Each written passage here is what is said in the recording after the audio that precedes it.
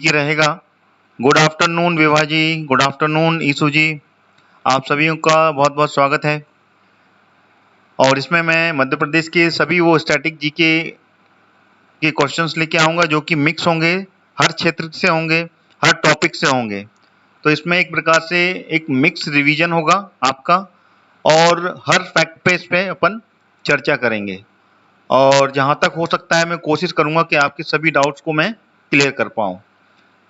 तो सभी विद्यार्थी जल्द से जल्द मेरी इस लाइव क्लास के साथ जुड़ जाएं। Hello Hemlata ji, hello Rajesh ji, welcome, welcome to the study concept.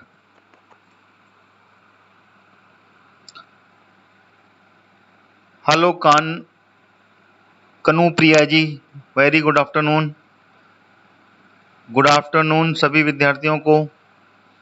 सबसे पहले जो नए विद्यार्थी जोड़ रहे हैं उन सभी से मैं कहना चाहूँगा कि आप सभी सबसे पहले मेरे इस स्टडी कॉन्सेप्ट चैनल को सब्सक्राइब कर लें, वो भी ऑल नोटिफिकेशन के साथ में, जिससे कि आप सभी लोग मेरे आने वाले जितने भी लाइव क्लास हों या फिर जो वीडियो मैं अपलोड करूंगा उन सभी के नोटिफिकेशन आपको मिलते रहेंगे, और आप सभी वीडियोस और लाइव क्लास कंटिन्यूसली देख पाएंगे, जिसमें कि मैं कोशिश करूंगा कि आपको सारे फैक्ट्स सभी सब्जेक्ट्स पर बता सकूं जो कि स्टैटिक जीके या फिर अन्य पार्ट पर होंगे।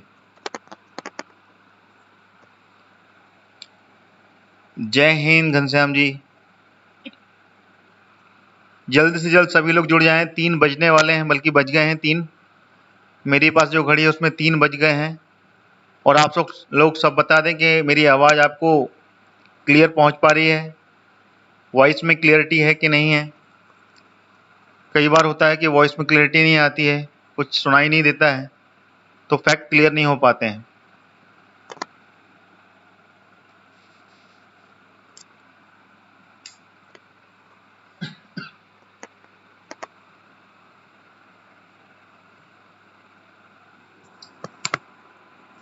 सभी लोग जुड़ जाएं फटाफट। और सभी विद्यार्थी से शुरू में कह रहा हूं, अगर वीडियो में आप सभी जुड़ रहे हैं तो आप लाइक जरूर करें। वीडियो को लगातार देख रहे हैं तो बिल्कुल लाइक बटन जरूर दबाते जाएं। थैंक यू प्रभा जी, आवाज़ क्लियर आ गई है, इसके लिए आपने मेरे को बताया, थैंक यू सो मच।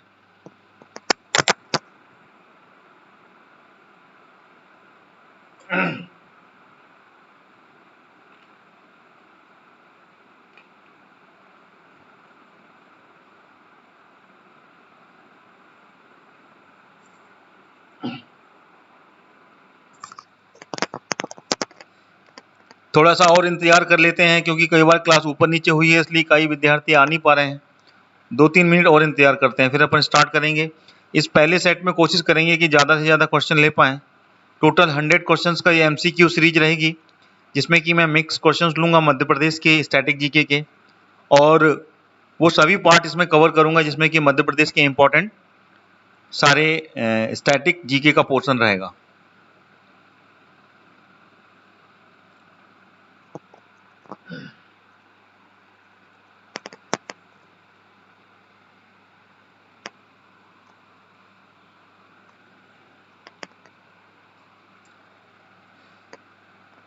सभी लोग मेरी वीडियो को शेयर भी कर दें अपने सभी ग्रुप्स में, जिससे कि अन्य लोग भी देख पाएँ, और अन्य जो भी विद्यार्थी हैं जो एग्जाम्स की तैयारी कर रहे हैं उनके लिए भी कहीं ना कहीं इससे फ़ायदा हो। Good afternoon Sanket ji, welcome again my live class.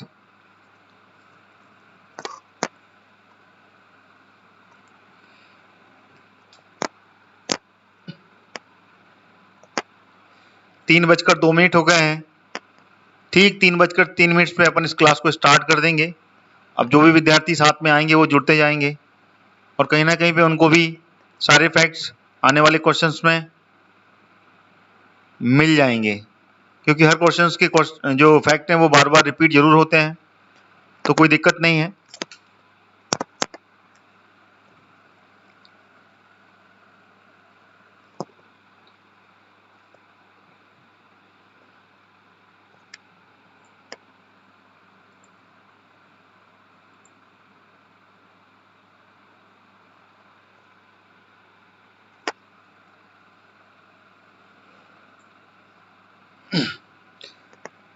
जय हिंद मोनू जी, जय हिंद।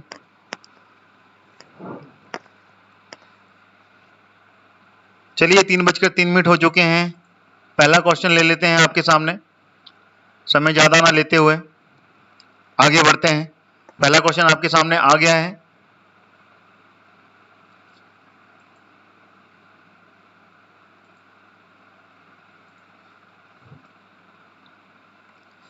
जैसा कि मैंने बताया कि 100 इंपॉर्टेंट क्वेश्चन होंगे इसमें, और उसमें पहला क्वेश्चन आपके सामने है, मध्य प्रदेश में संजीवनी संस्थान कहाँ स्थित है?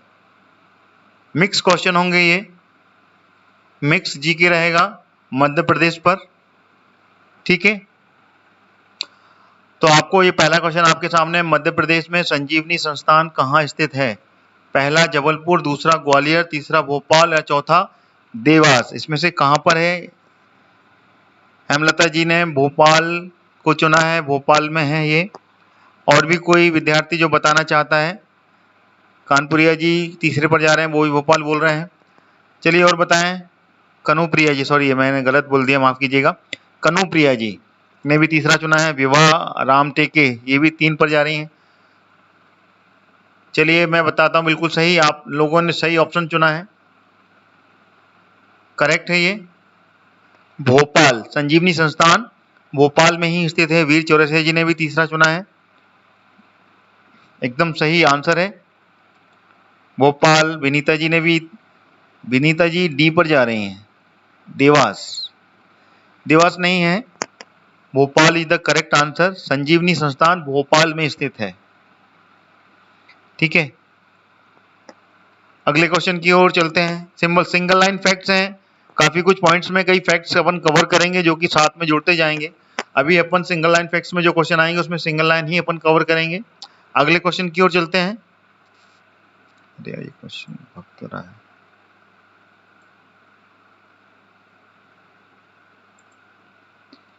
ये आ गया आपको पास में सेकंड क्वेश्चन।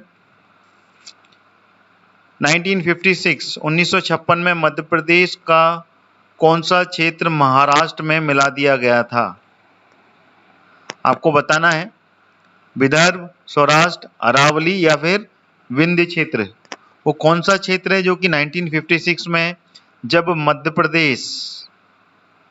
प्रदेश स्टैब्लिश किया गया था, मध्य प्रदेश की स्थापना की गई थी 1956 में, कब? 1 नवंबर को। तो उस समय वो कौन सा मध्य प्रदेश का क्षेत्र है जो कि महाराष्ट्र में मिला दिया गया था? ऑप्शन आना चालू हो गए हैं आप सभी लोगों के। वीर चौरसिया जी, विवाह, ईशु और कनुप्रिया जी एक की तरफ जा रहे हैं, यानी कि विदर्भ, वो विदर्भ क्षेत्र है, इन्होंने ही चुना है। हेमलता जी भी ए पर जा रही हैं, यानी कि पहला नंबर उन्होंने भी चुना है। चलिए बिल्कुल सही बोल रहे हैं आप, विदर्भ है जो कि 1956 में जब मध्य प्रदेश की स्थापना की गई थी 1 नवंबर को, उस समय विदर्भ जो कि मध्य प्रदेश का हिस्सा हुआ करता था, वो मिला लिया गया है, महाराष्ट्र में मिला दिया गया। विदर्भ क्षेत्र में नागपुर, पहले मध्य प्रदेश की 1956 से पहले, यानी कि उस समय जो राजधानी हुआ करती, मध्य प्रदेश जब बना था 1947 में, उस समय नागपुर मध्य प्रदेश की राजधानी हुआ करती थी। उसके बाद में नागपुर जो है विदर्भ क्षेत्र में आता है। तो ये विदर्भ क्षेत्र जो पूरा है ये महाराष्ट्र में मिक्स कर दिया गया, महाराष्ट्र में मिला दिया गया। कब? 1956 में, 1 नवंबर 1956 में जब मध्य प्रदेश स्थापित हुआ, ठीक है। चलिए आगे बढ़ते हैं। अच्छा, आप में से कोई बताएगा कि मध्य प्रदेश की उस समय जब 1956 में जब मध्य प्रदेश की स्थापना हुई, उस समय राजधानी क्या थी मध्य प्रदेश की? मध्य प्रदेश की राजधानी कौन से क्षेत्र को लिया गया था?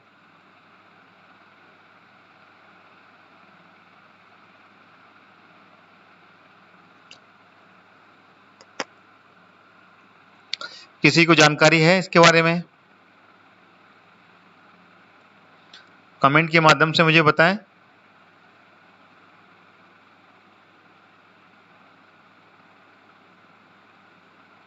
कोलकाता। कनुप्रिया जी, मैं भारत के बारे में बात नहीं कर रहा हूं, I am talking about Madhya Pradesh itself. When Madhya Pradesh was established in 1956, that time which one is the capital? Which one was the capital of Madhya Pradesh? Madhya Pradesh की राजधानी क्या थी? कोलकाता तो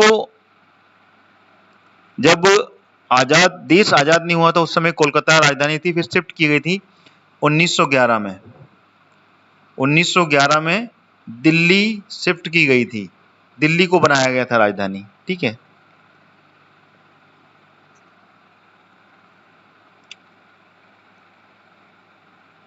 ग्वालियर, इंदौर, नागपुर।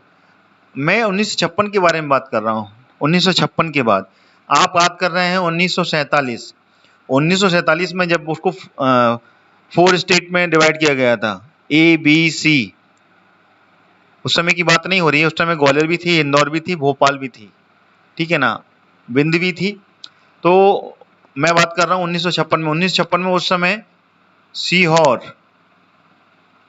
सीहोर को बनाया गया था, सीहोर से पूरा कार्य संचालित होता था। ठीक है, लेकिन उसके बाद में 1972 को भोपाल को अलग बना दिया गया, भोपाल जिला बना। उसके बाद में इसको राजधानी, भोपाल तो उसी के अंदर में आता था, ठीक है ना, सीहोर के अंदर में आता था। फिर बाद में इसको भोपाल राजधानी बनाया गया 1972 में। भोपाल को इटसेल्फ राजधानी बनाया गया क्योंकि भोपाल को जिला घोषित किया गया। उससे पहले पूरा काम सीहोर से होता था। सीहोर राज्य के अंदर, सीहोर जिले के अंदर में आता था भोपाल।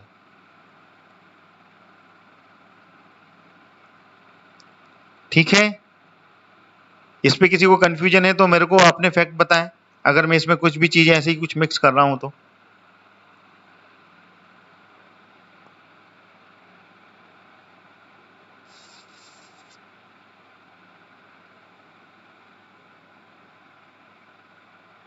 आगे बढ़ते हैं।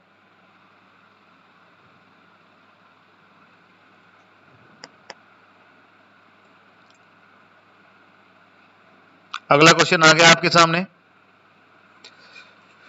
बताएं, मध्य प्रदेश के किस पर्वत श्रेणी में ताप्ती नदी का उद्गम स्थल है?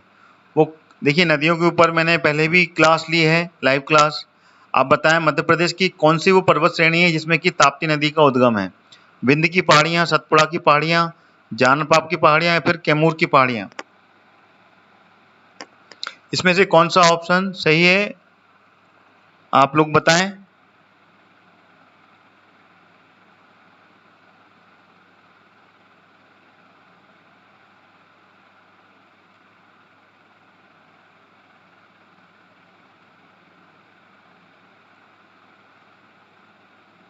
विवाह जी ने, विवाहराम टेके ने second number, Ghanshyam ji second पे जा रहे हैं।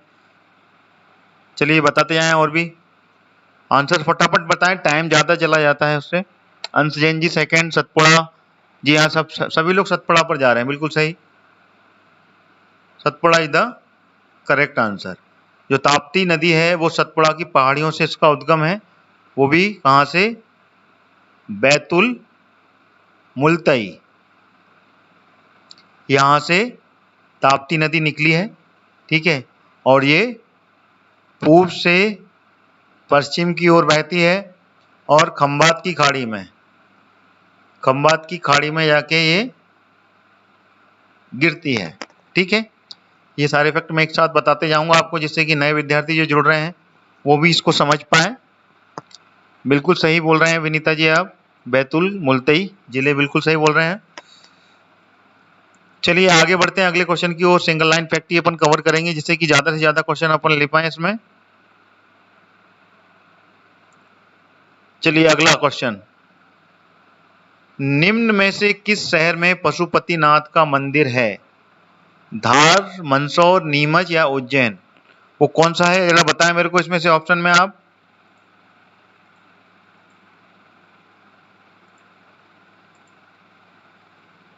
पशुपतिनाथ मंदिर किस जिले में स्थित है मध्य प्रदेश के?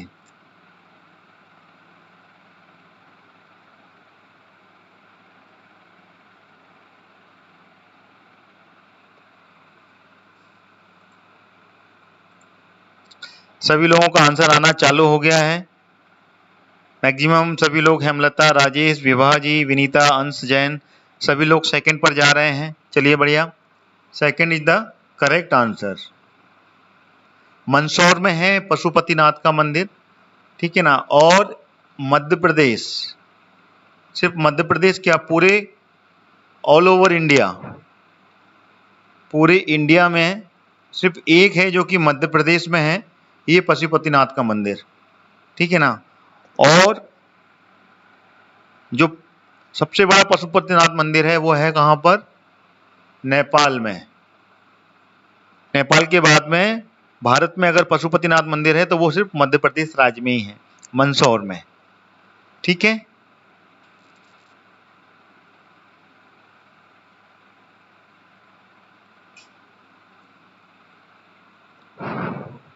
दो ही मंदिर है पूरे विश्व में, एक नेपाल में है काठमांडू में, और दूसरा है मध्य प्रदेश के मंदसौर में।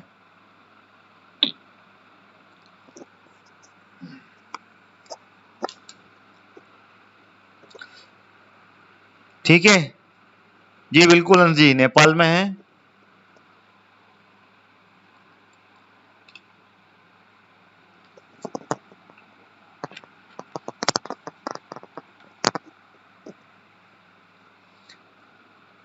अगले क्वेश्चन की ओर चलते हैं।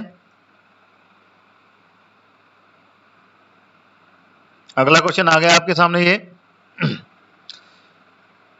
मध्य प्रदेश का कौन सा संभाग क्षेत्रफल की दृष्टि से सबसे बड़ा है। क्षेत्रफल, एरिया वाइज कौन सा संभाग है, कौन सा डिवीजन है, कौन सा डिवीजन है जो कि एरिया वाइज सबसे बड़ा है पूरे एमपी में। इंदौर, नर्मदापुरम, रीवा या फिर जबलपुर संभाग, कौन सा संभाग है इसमें? आप में से कौन बताएगा इसमें कौन सा संभाग है जो कि मध्य प्रदेश में सबसे बड़ा संभाग कहलाता है? आंसर आना चालू हो चुके हैं। ईसू जी ने जबलपुर चुना है, आगे बताते जाएं आप लोग। और कौन है, सभी बताते जाएं। विभा जी, संकेत जी पहले नंबर पर जा रहे हैं, बाकी सब डी पर जा रहे हैं। कन्नूपुरिया जी 1 पर जा रही हैं, सब जबलपुर पे जा रहे हैं। कुछ लोग इंदौर पहुंच रहे हैं और कुछ लोग जबलपुर जा रहे हैं। चलिए अब हम बताते हैं। क्षेत्रफल की दृष्टि से पूछा, यानी कि एरिया वाइज जो संभाग है सबसे बड़ा वो जबलपुर है। बिल्कुल सही है, आप लोगों ने जिन्होंने जबलपुर चुना है वो सही चुन रहे हैं। और इसमें जो विद्यार्थी इंदौर के बारे में चुन रहे हैं, ये क्षेत्रफल नहीं है, ये आबादी की दृष्टि से है।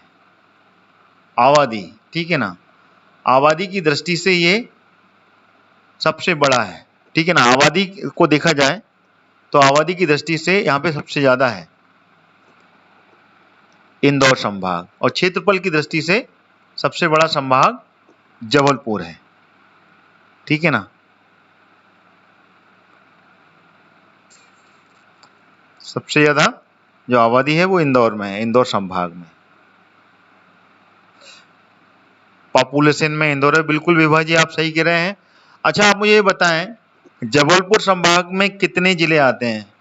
How many districts coming into the Jabalpur division?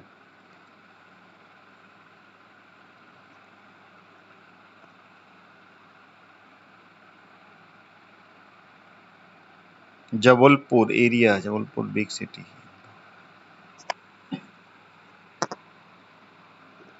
बताएं कितने जिले आते हैं जबलपुर संभाग में? आप में से कौन बताएगा? वन ऑफ द इम्पोर्टेंट, विभाजी 8, देखिए बिल्कुल सही है, 8 जिले आते हैं इसमें।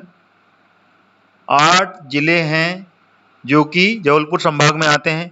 आप में से जानकारी है वो 8 जिले कौन कौन से आते हैं जबलपुर संभाग में? वो 8 जिले कौन कौन से, जरा उनके नाम बताएंगे आप में से कोई?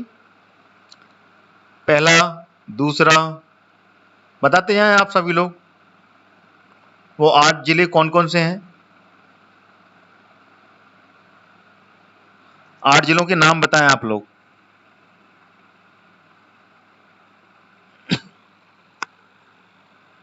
अंश जैन जी ने 7 बताया है।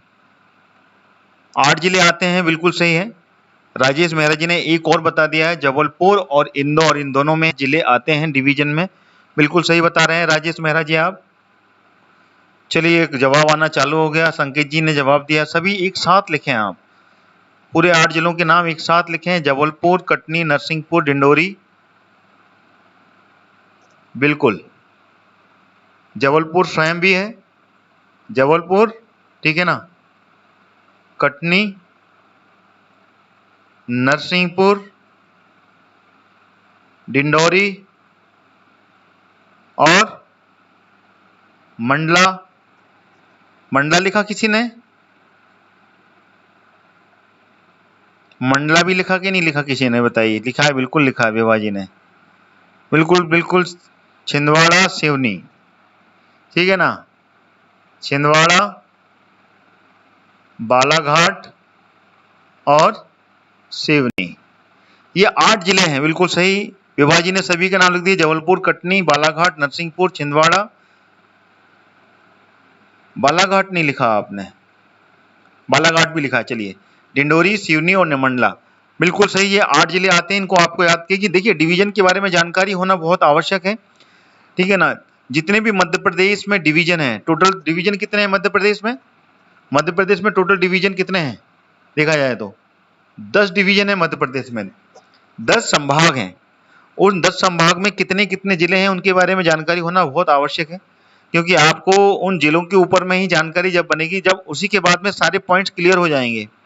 आपको कभी भी पढ़ाई शुरू करनी है तो सबसे पहले आप सारे जिले मानचित्र के अनुसार, अकॉर्डिंग टू द मैप, आप अगर स्टडी करेंगे, ठीक है, उसमें आप जितने भी डिवीजन हैं सबसे पहले, और डिवीजन में कितने जिले हैं उनके बारे में जानकारी बिल्कुल याद कर लें, रट लें उनको। 10 डिवीजन हैं, उन सभी में कितने कितने जिले आते हैं उनके बारे में जानकारी होना चाहिए। जैसे कि आप में से जानकारी है कि 10 जिले, 8 जिले इंदौर में आते हैं और 8 जबलपुर में आते हैं। जी हाँ, 52 पूरे जिले हैं, 52 जिले हैं। बिल्कुल सही कह रहे हैं आप अंजन जी, ठीक है। तो इस क्वेश्चन को यहीं पे देखते हैं, आगे भी अपने पास में इसके पॉइंट्स क्लियर होंगे और भी बताते जाऊंगा मैं आपको। अगला क्वेश्चन पे चलते हैं।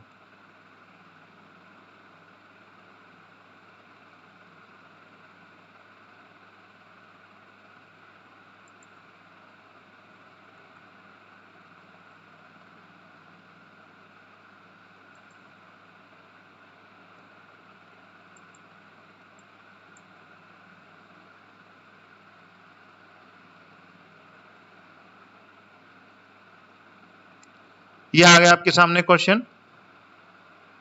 मध्य प्रदेश में एकमात्र घड़ी बनाने का कारखाना कहां पर है? बैतूल, उज्जैन, भोपाल या रतलाम? आंसर आ गया इसका, बिल्कुल सभी लोगों ने फटाफट बताना भी चालू कर दिया है। बैतूल, बैतूल, बैतूल, बैतूल, बैतूल, बैतूल, बिल्कुल सही। बैतूल जिसने भी आंसर दिया है बिल्कुल सही दिया है, बैतूल में है ये एकमात्र घड़ी बनाने का कारखाना, ठीक है, बिल्कुल सही बोल रहे हैं आप लोग। घड़ी बनाने का कारखाना बैतूल में है। अच्छा, उज्जैन में क्या है, भोपाल में क्या है और रतलाम में क्या है? उज्जैन में कुछ है कि नहीं है? चलिए इसके बारे में अपन चर्चा करेंगे तो काफी कुछ कंफ्यूजन होगा। बहुत सी चीजें हैं उज्जैन में, बनाने के कारखाने भी हैं और भी बहुत सी फैक्ट हैं, भोपाल में भी हैं। तो मेरे ख्याल से सिंगल लाइन फैक्ट्स को भी अपन कवर करें तो काफी कुछ सही रहेगा। चलिए अगले क्वेश्चंस में कवर करेंगे अपन वो सब।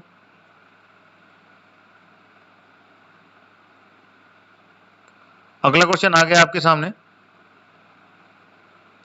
बताएं किस प्रकार का वन मध्य प्रदेश में पाए जाते हैं? मध्य प्रदेश में जो वन है वो किस प्रकार के पाए जाते हैं? उष्णकटिबंधीय, शीतोष्ण कटिबंधीय, 1 और 2 ये दोनों ही पाए जाते हैं या फिर इनमें से कोई नहीं? किस प्रकार के वन मध्य प्रदेश में पाए जाते हैं?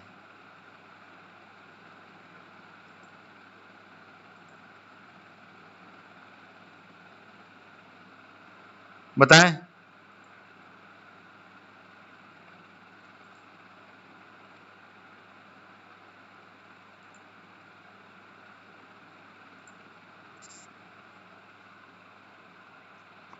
आंसर आना चालू हो गए हैं। पहला सभी लोग फर्स्ट पे जा रहे हैं, कुछ लोग तीसरे पे भी जा रहे हैं, कुछ लोग चौथे पे भी जा रहे हैं। कनुप्रिया जी ने पहला चुना है, हंस जैन जी भी पहले पे जा रहे हैं, वीर चौरसिया जी भी पहले पर हैं, महिप तनवर जी भी पहले पर जा रहे हैं। चलिए बढ़िया है, पहला आंसर इज द करेक्ट, उष्ण कटिबंधीय। मध्य प्रदेश में जो वन पाए जाते हैं वो उष्ण कटिबंधीय ही वन पाए जाते हैं। ठीक है, इसको आपको ऐसे ही याद करना है, उष्ण कटिबंधीय पाए जाते हैं यहाँ पर वन, क्योंकि यहाँ पे जो पानी है, जल वर्षा है, जल वर्षा भी होती है, ठंडी का ऋतु भी, ठंडी का भी मौसम आता है, ठंड का, और गर्मी का भी और बारिश का भी। तो जितना भी वन है यहाँ पे, वन क्षेत्र, वो उष्ण कटिबंधीय यानी कि ऊष्मा के साथ में, मतलब कि वाष्पीकरण होता है, ह्यूमिडिटी ज्यादा रहती है। तो उष्ण कटिबंधीय जो वन है वो मध्य प्रदेश में पाए जाते हैं। ठीक है, सभी विद्यार्थी से कहना चाहूंगा कि जो नए विद्यार्थी जुड़ रहे हैं वो सब मेरे चैनल को सब्सक्राइब कर लें, और साथ ही साथ आप सभी लोग मेरी वीडियो को लाइक करते हुए भी जाएं। ठीक है, आप लाइक भी करते चलें। अगले क्वेश्चन की ओर चलते हैं। अगला क्वेश्चन आपके सामने हाजिर है। अगला क्वेश्चन है 10वां क्वेश्चन, राज्य में नगरीकरण की वृद्धि दर कितने प्रतिशत है? बताएं, 26%, 24%, 20% या फिर 30%? इसमें से कौन सा ऑप्शन सही है आपके लिए?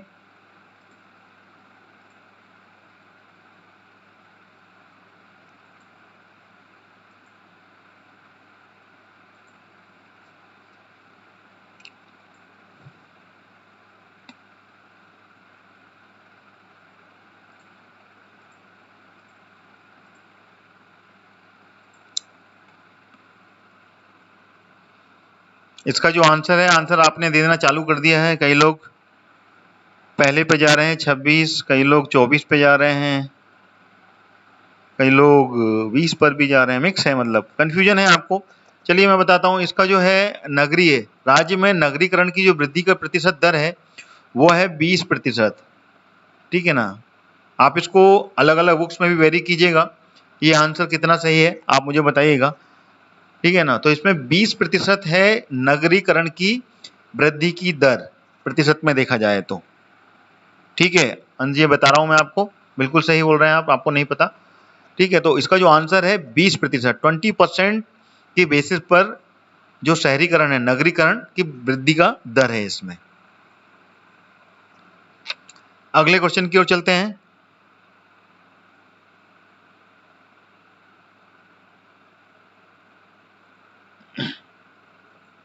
अगला क्वेश्चन है आपके सामने, ध्रुपद समारोह कहाँ आयोजित किया जाता है? भोपाल में, खजुराहो में, उज्जैन में या फिर ग्वालियर में?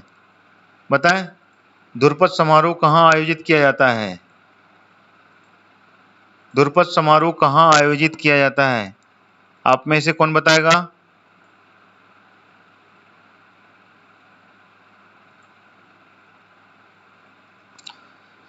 चलिए बढ़िया, वी चौरसिया जी आपने बताया 20% इज द राइट आंसर। बिल्कुल अंजन जी, ओके कोई बात नहीं, कंफ्यूजन होना बिल्कुल जाहिर सी बात है, जब जिसका रेशो ज्यादा रहेगा उसमें कंफ्यूजन हो जाता है। लेकिन अगर आपने पढ़ा है, तो उस पर आपको कंसिस्टेंसी दिखानी पड़ेगी, आपने कहीं से रेफर किया है, आप किसी की बातों में नहीं आई है, अपना खुद का पढ़ा हुआ ही सामने रखिए। ठीक है, किसी को देखकर ऑप्शन को मत चुनिए।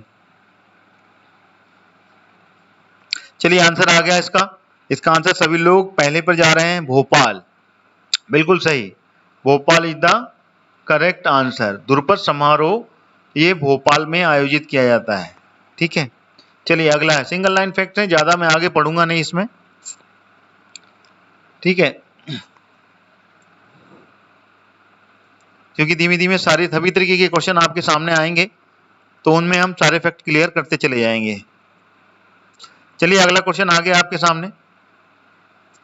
अगला क्वेश्चन है, मध्य प्रदेश उत्सव कहाँ मनाया जाता है? दिल्ली, इंदौर, भोपाल या फिर जबलपुर? कहाँ मनाया जाता है मध्य प्रदेश उत्सव?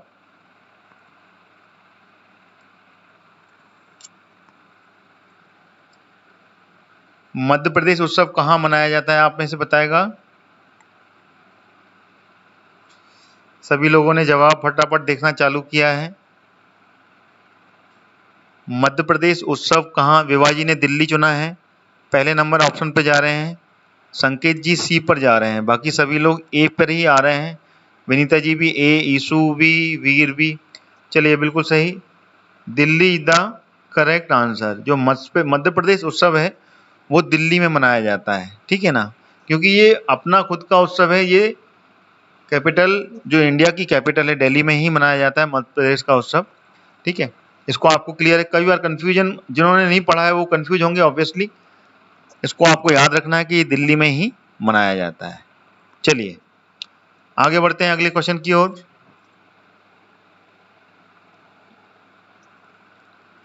अगला क्वेश्चन आ गया आपके सामने। अगला क्वेश्चन है, पादप एवं जीवाश्म के लिए कौन सा राष्ट्रीय उद्यान प्रसिद्ध है?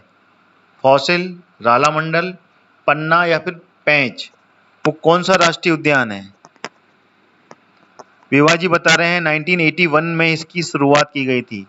मध्य प्रदेश उत्सव की शुरुआत 1981 में शुरुआत की गई थी। विभा जी बता रहे हैं, इसको क्रॉस चेक कीजिएगा आप लोग, है ना, ठीक है। चलिए आगे बढ़ते हैं। अगला क्वेश्चन है आपके सामने, पादप एवं जीवाश्म के लिए कौन सा राष्ट्रीय उद्यान प्रसिद्ध है? फॉसिल, रालामंडल, पन्ना या फिर पेंच? चलिए सभी लोगों के आंसर भी आना चालू हो गए हैं और काफी कुछ सही बता रहे हैं। जी हाँ, जितने भी चुना है बिल्कुल सही चुना है। Fossil, fossil is the correct answer. Fossil के नाम से जाना जाता है वो, ठीक है ना। फॉसिल यानी कि अंग्रेजी में इसको फॉसिल बोलते हैं, जीवाश्म को, ठीक है ना। जीवाश्म के यहाँ अंश मिले हैं, ठीक है ना, वो उद्यान राष्ट्रीय उद्यान फॉसिल कहलाता है। अच्छा, ये कहाँ पर स्थित है बताएंगे आप? राष्ट्रीय उद्यान जो है, जीवाश्म राष्ट्रीय उद्यान जिसको बोलते हैं फॉसिल, ठीक है ना, फॉसिल नेशनल पार्क, कहाँ पर है ये? मध्य प्रदेश में।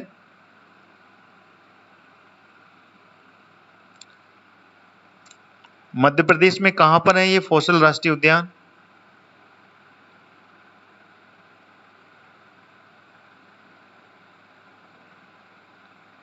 सुरेंद्र अहिरवार जी 1968 क्या है ये? 1968 थोड़ा क्लियर करें, किस क्वेश्चन के बारे में बात कर रहे हैं? चलिए आप बता रहे हैं बिल्कुल सही, सभी लोगों ने बताया डिंडोरी में, बिल्कुल सही है, डिंडोरी, ठीक है ना, डिंडोरी में है ये। मध्य प्रदेश के डिंडोरी जिले में है ये जीवाश्म राष्ट्रीय उद्यान। रालामंडल कहां पर है? आप में से जानकारी है रालामंडल? पन्ना राष्ट्रीय उद्यान तो नाम से माना जाता है। पेंच राष्ट्रीय उद्यान कहां पर है? रालामंडल राष्ट्रीय उद्यान कहां पर है?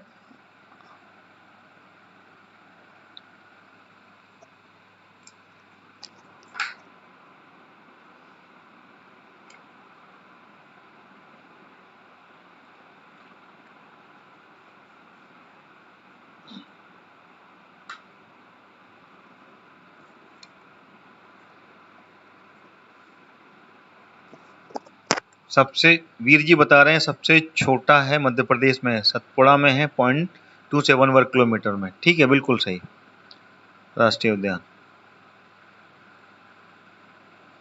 रालामंडल के बारे में आंसर आ गया है, इंदौर में, बिल्कुल सही, इंदौर में है रालामंडल।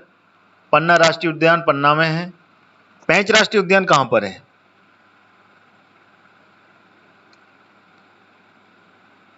पेंच राष्ट्रीय उद्यान छिंदवाड़ा।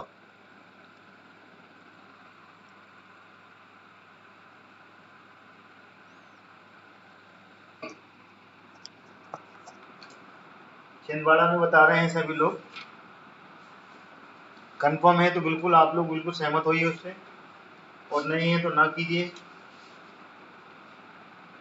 पेंच राष्ट्रीय उद्यान कहां पर है?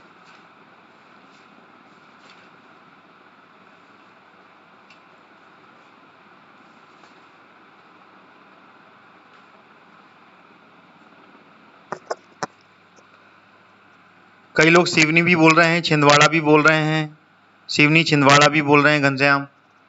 चलिए बिल्कुल सही बोल रहे हैं आप लोग, बिल्कुल पढ़ के आए हैं आप।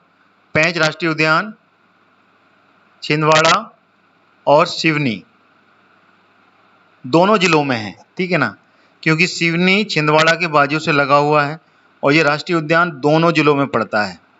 ये सिवनी हो गया और ये छिंदवाड़ा हो गया, ठीक है ना, ये वाला। तो ये जो है पेंच राष्ट्रीय उद्यान दोनों जिलों में है। ये जो है पेंच राष्ट्रीय उद्यान दोनों जिलों में पड़ता है। यहाँ पर है पेंच राष्ट्रीय उद्यान, पेंच, ठीक है। तो इस कारण से ये दोनों जिलों में पड़ता है, छिंदवाड़ा और सिवनी में।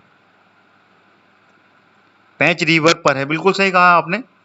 पेंच रिवर जो है उसके आसपास में है ये पेंच राष्ट्रीय उद्यान, इस कारण से इसका नाम पेंच राष्ट्रीय उद्यान पड़ा है। अच्छा, ये बताइए पेंच राष्ट्रीय उद्यान जो है इसके ऊपर में एक और फैक्ट पड़ा है, अगर आप जानते हैं तो। जंगल बुक, जो जंगल बुक है, जंगल बुक के रचयिता, जंगल बुक कहाँ पे लिखी गई है? जंगल बुक में जो एक किरदार है मोगली, मोगली का जो किरदार है वो यहीं पर बनाया गया है।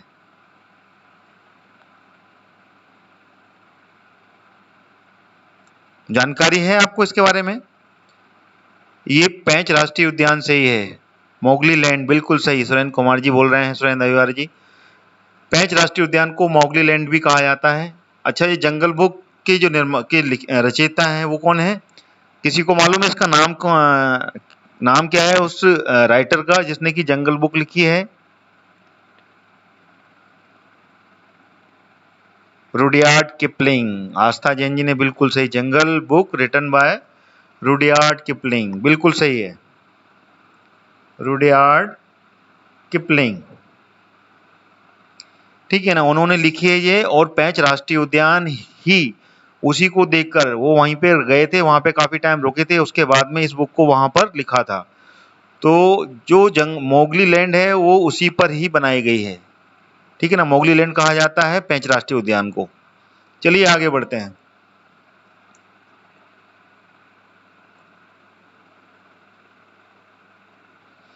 अगला क्वेश्चन आपके सामने आ गया है। मध्य प्रदेश में कपड़ों का शहर किसे कहा जाता है? दिल्ली, इंदौर, भोपाल या जबलपुर? बहुत सिंपल सा आंसर है इसका, आप में से कोई भी बता देगा कि मध्य प्रदेश में जो कपड़ों का शहर है वो किसको कहा जाता है?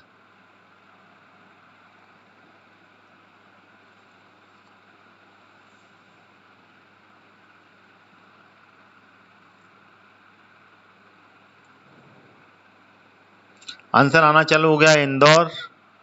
इंदौर, बिल्कुल सही, Indore is the correct answer Madhya Pradesh का, कि इंदौर जो सिटी है उसको कपड़ों का शहर कहते हैं, बिल्कुल सही है।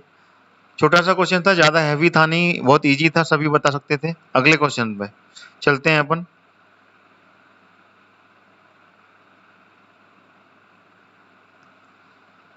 बीसवां क्वेश्चन, मध्य प्रदेश में 11वीं पंचवर्षीय योजना में सर्वाधिक बजट किस क्षेत्र को दिया गया है? 11वीं पंचवर्षीय योजना में कृषि, सामाजिक सेवाएं, राष्ट्रीय सेवा या उद्योग सेवा?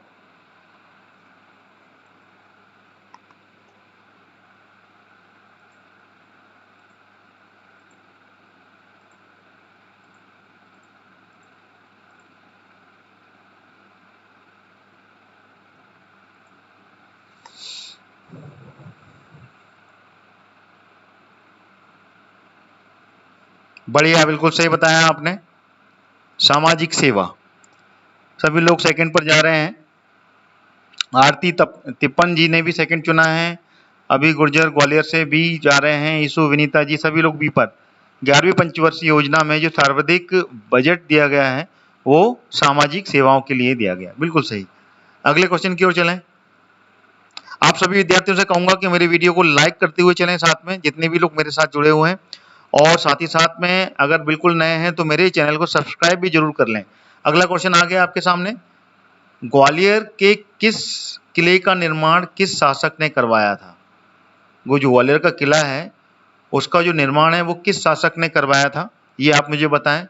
कीर्तिपाल, सूरजसेन, राजवसंती या फिर मानसिंह तोमर, इसमें से कौन सा आंसर सही है ये बताएं। ग्वालियर के किले का निर्माण किस शासक ने करवाया था?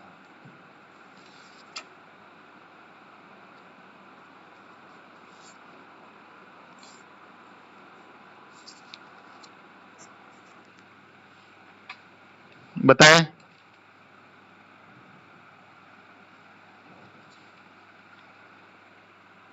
सभी लोगों ने आंसर देना चालू कर दिया है।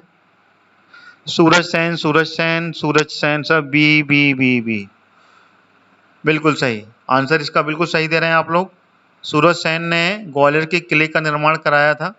सूरजसेन इज द करेक्ट आंसर। सूरजसेन ने ये जो किले का निर्माण कराया था ग्वालियर में, वो किस शताब्दी में कराया था, ये मालूम है आपको? किस शताब्दी में सूरजसेन ने इसका निर्माण कराया था? आप मुझे बताएं। ग्वालियर के किले का ग्वालियर के किले का निर्माण किस शताब्दी में कराया था, आप लोग मुझे बता सकते हैं? ग्वालियर के किले का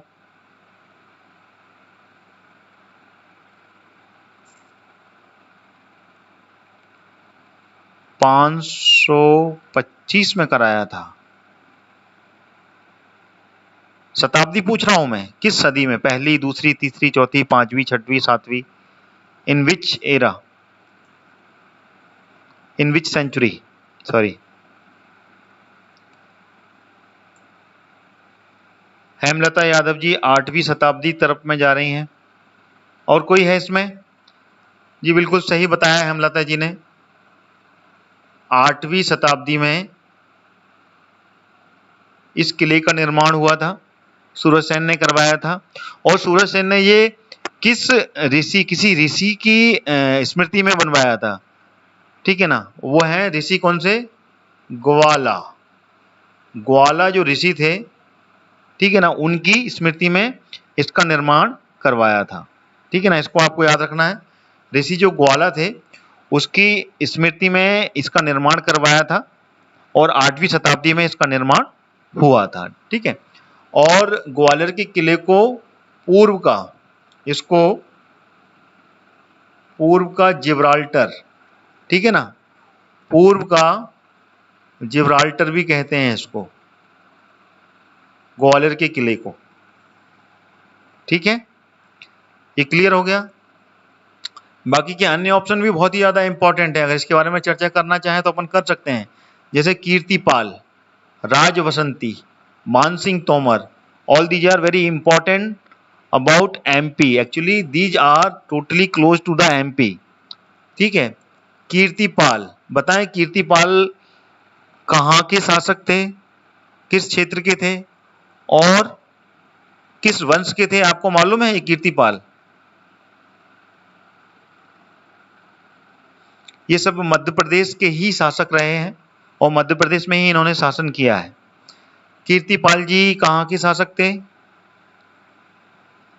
किलों का रत्न भी कहा जाता है, बिल्कुल, पूर्व का जिब्राल्टर, किलों का रत्न, ग्वालियर के किले को ही कहा जाता है, बिल्कुल सही कह रहे हैं वीर चौरसिया जी।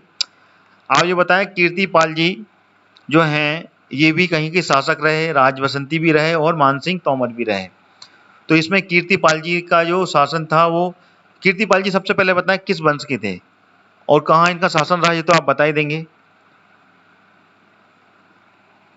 विभाजी, कीर्तिपाल, चंदेरी का किला, बढ़िया, ठीक है। और प्रतिहार वंश, बिल्कुल बिल्कुल विभाजी, बहुत ही बढ़िया, आप अच्छी तैयारी कर रहे हैं, बिल्कुल सही बताया कीर्तिपाल जी ने। विभा रामटेकी जी ने बिल्कुल सही, कीर्तिपाल जो है ये चंदेरी के शासक थे और ये प्रतिहार वंश के थे ये, ठीक है। और इन्होंने चंदेरी का किला बनवाया था। जो चंदेरी का किला है, चंदेरी का जो किले का निर्माण है वो कीर्तिपाल जी ने कराया था, लेकिन किस सदी में कराया था ये बताएंगे आप लोग? किस सदी में इसका निर्माण हुआ था? चंदेरी में जो किले का निर्माण हुआ था, कीर्तिपाल जी ने जो किले का निर्माण कराया था प्रतिहार वंश के थे, किस सदी में था? बिल्कुल रजनीश जी, सही कह रहे हैं आप। ये था 14वीं सदी में। 14वीं सदी में चंदेरी के किले का निर्माण राजा कीर्तिपाल ने, जो कि प्रतिहार वंश के थे, इन्होंने निर्माण कराया था। ठीक है, राजा कीर्तिपाल ने। अब बताइए राजवसंती, ये राजवसंती ने कहाँ शासन किया था और कौन से किले का निर्माण कराया था? राजवसंती भी मध्य प्रदेश के थे। चलिए मैं बता देता हूँ, काफी समय जाएगा नहीं तो क्वेश्चन में। इसमें आप बताएं। जी हाँ, बिल्कुल, आपने बिल्कुल डेट भी बता दी।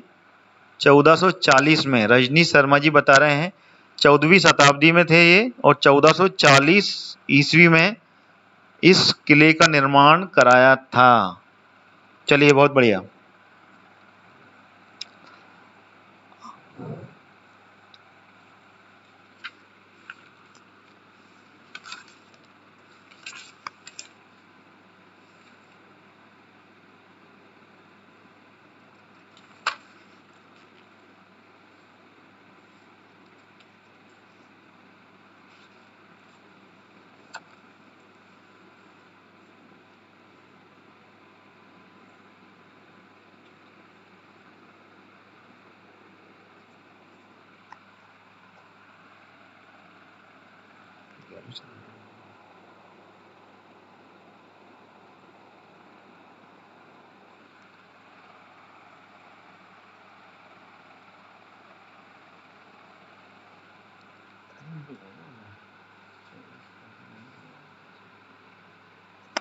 चलिए बताइए रायसेन के किले का निर्माण किसने कराया था? राजवसंती थी। हाँ बिल्कुल सही है, राजवसंती ने रायसेन के किले का, जो रायसेन का किला है, उसका निर्माण राजवसंती ने करवाया था। मानसिंह तोमर जी ने भी ग्वालियर के किले में गुजरी महल, जो गुजरी महल है, उसका निर्माण जो अपनी महारानी थी गुजरी, उनके लिए करवाया था। ठीक है, बिल्कुल रजनीश जी, वी चौरसिया जी, आप बिल्कुल सही कह रहे हैं। रायसेन के किले का निर्माण राजवसंती ने करवाया था, बिल्कुल सही। चलिए अगले क्वेश्चन की ओर चलते हैं।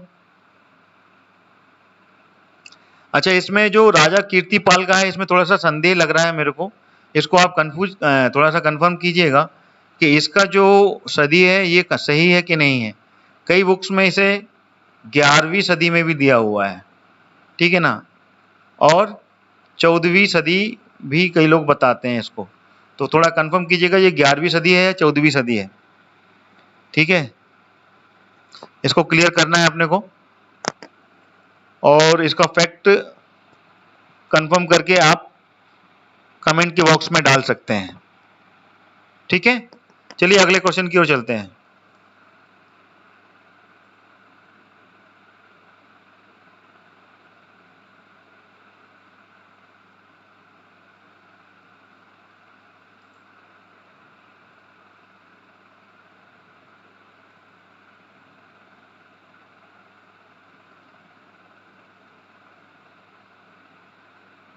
अगला क्वेश्चन आ गया आपके सामने। ब्रेडरी नामक जाति का बारहसिंगा केवल एक ही राष्ट्रीय उद्यान में पाया जाता है। अच्छा, आप रजनी शर्मा जी, 14वीं शताब्दी सही है, 14वीं सही है, कंफर्म है, कंफर्म है, कंफर्म है। चलिए ठीक है, कंफ्यूजन थोड़ा सा था, आप लोगों ने क्लियर किया है तो अच्छी बात है, बुक्स में रेफर कर रहे हैं आप। चलिए आगे बढ़ते हैं, इस क्वेश्चन के बारे में बताइए। ब्रेडरी नामक जाति का बारहसिंगा केवल एक ही राष्ट्रीय उद्यान में पाया जाता है। पैंच, पन्ना, कान्हा किसली या फिर बांधवगढ़? सुरेंद्र अहिरवार जी 11वीं शताब्दी के बारे में बता रहे हैं। इसी में थोड़ा कंफ्यूजन है, 2-3-4 बुक कंफर्म कीजिएगा, साथ में अलग अलग जो राइटर्स की बुक्स हैं उनसे कंफर्म करके ही इसमें निर्णय लेना है अपने को कि 11वीं शताब्दी में इसका निर्माण हुआ था या फिर 14वीं में। चलिए इसका आंसर आ गया है इस नए क्वेश्चन का। ब्रेडी नामक का जो बारहसिंगा है वो किस राष्ट्रीय उद्यान में, सिर्फ एक ही राष्ट्रीय उद्यान में पाया जाता है, सभी लोग तीसरे नंबर पर जा रहे हैं कान्हा किसली राष्ट्रीय उद्यान। चलिए बिल्कुल सही बोल रहे हैं आप लोग, you are giving correct answer. Kanha Kisli राष्ट्रीय उद्यान में ही ब्रेडी नामक जो बारहसिंगा है वो पाया जाता है, और सिर्फ एक ही राष्ट्रीय उद्यान है जिसमें कि ये पाया जाता है। ठीक है, और इसको एक नाम भी दिया गया है, ठीक है ना, मैस्कॉट भी नाम दिया गया है। इसका मैस्कॉट क्या रखा गया है? जो ब्रेडी नामक एक बारहसिंगा है मध्य प्रदेश में, इसको एक नाम दिया गया है। आप जानते हैं उसका क्या नाम रखा गया है? इसका नाम रखा गया है भूर सिंह। भूर सिंह नाम का मैस्कॉट दिया गया है इसको, ठीक है, भूर सिंह है। क्लियर हो गया? अच्छा ये बताइए कान्हा किसली राष्ट्रीय उद्यान की स्थापना कब की गई थी? आप में से कोई बताएगा? और ये कहां पर स्थित है कान्हा किसली राष्ट्रीय उद्यान? कान्हा किसली राष्ट्रीय उद्यान कहां पर स्थित है? भूर सिंह बिल्कुल सही बताया है लते जी, मैं भी यही बता रहा हूं, ठीक है। कान्हा किसली राष्ट्रीय उद्यान की स्थापना कब की गई थी और ये किस जिले में स्थित है?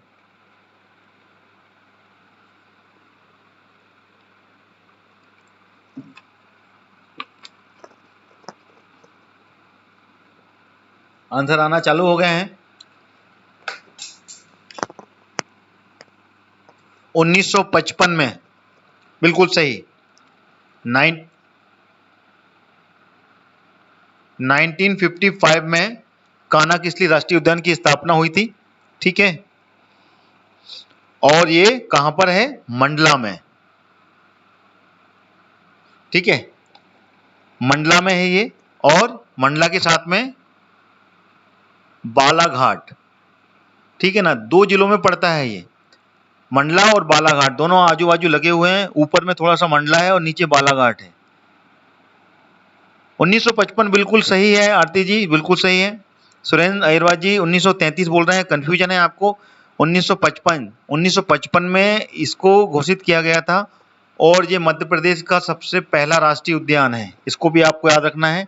सबसे पहला राष्ट्रीय उद्यान इसी को बनाया गया था 1955 में, और इसका जो कितने वर्ग किलोमीटर में फैला हुआ है ये भी आपको जानकारी होना चाहिए, क्योंकि मध्य प्रदेश का ये सबसे बड़ा राष्ट्रीय उद्यान है,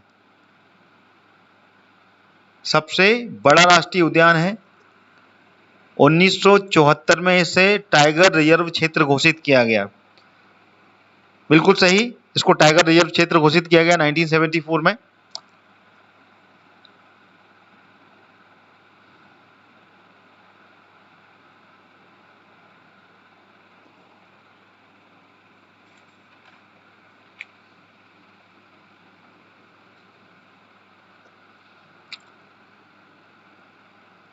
नाइनटीन 1933 में सेंचुरी का रूप लिया गया। सुरेंद्र जी ने ये बोलना चाहते हैं कि 1933 में इसको सेंचुरी बनाया गया, उसके बाद में 1955 में इसको राष्ट्रीय उद्यान यानी कि नेशनल पार्क में कन्वर्ट किया गया, उसके बाद में 1974 में आस्था जैन जी बता रहे हैं इसको टाइगर रिजर्व बनाया गया, बिल्कुल सही। और साथ ही साथ ये मध्य प्रदेश का सबसे बड़ा टाइगर राष्ट्रीय उद्यान है, और ये कितने किलोमीटर में फैला हुआ है? 939 वर्ग किलोमीटर, 939 वर्ग किलोमीटर में ये फैला हुआ है। मध्य प्रदेश का सबसे बड़ा राष्ट्रीय उद्यान है ये, ठीक है। आप लोगों को क्लियर हो रहा है सब?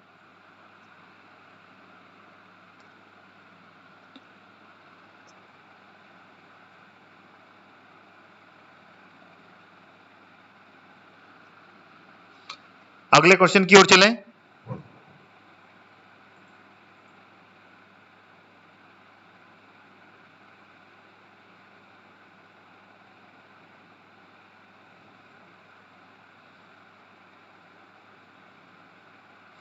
बिल्कुल सही बोल रहे हैं रजनी शर्मा जी। चलिए अगले क्वेश्चन की ओर चलते हैं, काफी कुछ इसका फैक्ट क्लियर हो गया।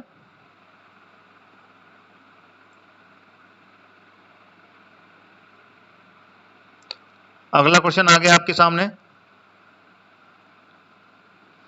जनसंख्या की दृष्टि से मध्य प्रदेश का सबसे छोटा संभाग कौन सा है?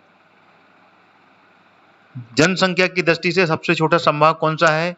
इंदौर, भोपाल, उज्जैन या जबलपुर? इसमें से कौन सा आंसर सही है बताइए जनसंख्या की दृष्टि से?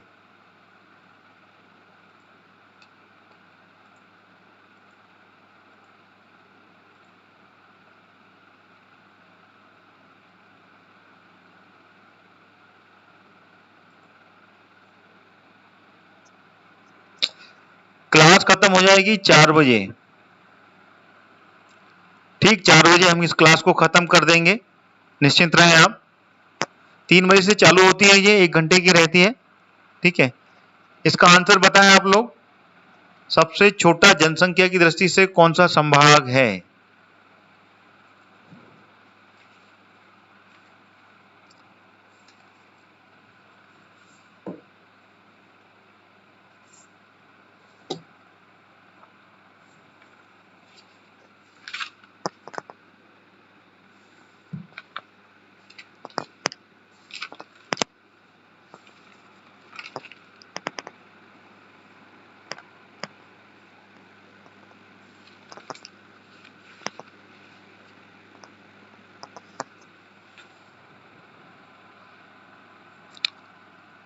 इन चारों ऑप्शन में बताएं आपको जनसंख्या की दृष्टि से सबसे छोटा संभाग कौन सा है? इंदौर, भोपाल,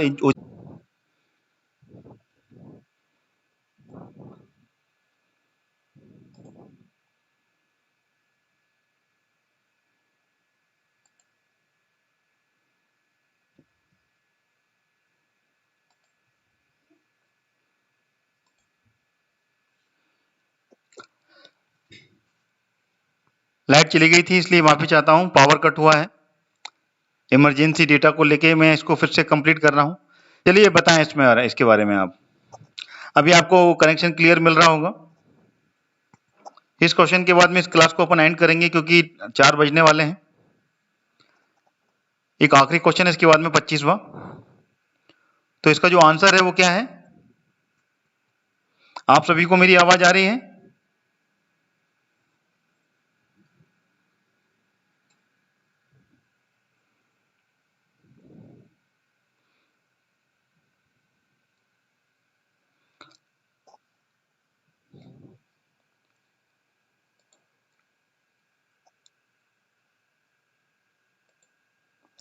चलिए इसका जो मैं आंसर बताएं, जबलपुर।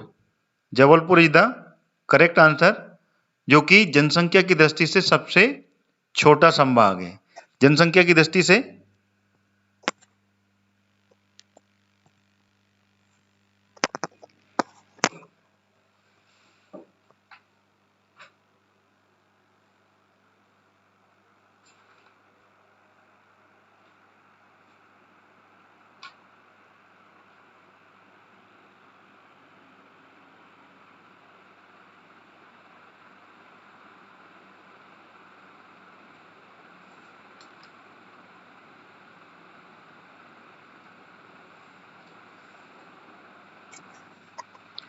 ठीक है। अगले क्वेश्चन की ओर चलते हैं। अगला अपना क्वेश्चन आखिरी रहेगा इस वीडियो का।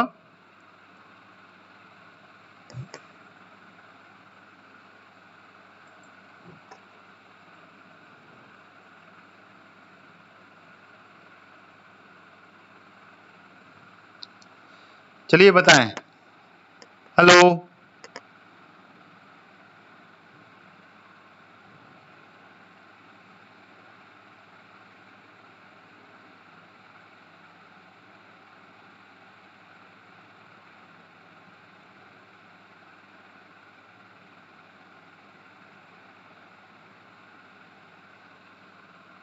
अगला क्वेश्चन फटाफट खत्म कर लेता हूं क्योंकि बीच में डिस्टरबेंस हो गया। इस कारण से निम्नलिखित में से किस नदी पर महेश्वर परियोजना बनाई गई है? चंबल नदी पर, नर्मदा नदी पर, ताप्ती नदी पर या फिर सोन नदी पर? इसका आंसर बताइए आप, इसमें से कौन सा आंसर सही होगा? किस नदी पर महेश्वर परियोजना बनाई गई है? तो चलिए इसका जो आंसर है, मैं अभी काफी लोग इसमें जुड़ नहीं पा रहे हैं, मैं आंसर बता देता हूं। इसमें ये जो महेश्वर परियोजना है ये नर्मदा नदी के ऊपर है। ठीक है ना, नर्मदा नदी इज द करेक्ट आंसर। और परियोजना कहाँ पर है? ये है खरगोन में। खरगोन में है महेश्वर परियोजना, ध्यान रखिएगा, ठीक है ना, महेश्वर, और नर्मदा नदी के ऊपर है ये परियोजना। तो ये पूरे 25 क्वेश्चन से तो मैंने खत्म किए इस वीडियो के, इस क्लास, लाइव क्लास के। आप सभी विद्यार्थी मेरे साथ में अगर दोबारा जुड़ गए हैं तो हेलो लिखकर हो जाएं और अपना कमेंट जरूर दें। और इस क्लास को मैं यहीं समाप्त कर रहा हूं। बार बार पावर कट हो रहा है जिससे कि इंटरनेट भी काफी कुछ डिस्कनेक्ट हो रहा है। तो आप सभी लोगों का बहुत बहुत शुक्रिया। अगली क्लास फिर ले, और उसमें मैं दोबारा से इसी को आगे बढ़ाऊंगा। मध्य प्रदेश के मिक्स क्वेश्चन होंगे, उसमें अगले 25 क्वेश्चन लेके आऊंगा, और आप उसमें भी मध्य प्रदेश के कंप्लीट जीके के बारे में जानकारी लेंगे। इसमें मिक्स क्वेश्चन रहेंगे, हर क्षेत्र के क्वेश्चन मैं उसमें लेके आऊंगा। बहुत बहुत शुक्रिया आप लोगों का, आप लोग मेरे साथ जुड़े और लगातार आप मेरे चैनल को देखते रहें, और जो नए विद्यार्थी जुड़ रहे हैं वो सब्सक्राइब कर लें, जरूर क्लिक करें ऑल नोटिफिकेशन के साथ में। तो अगली क्लास तक के लिए बहुत बहुत शुक्रिया आपका। Thank you so much.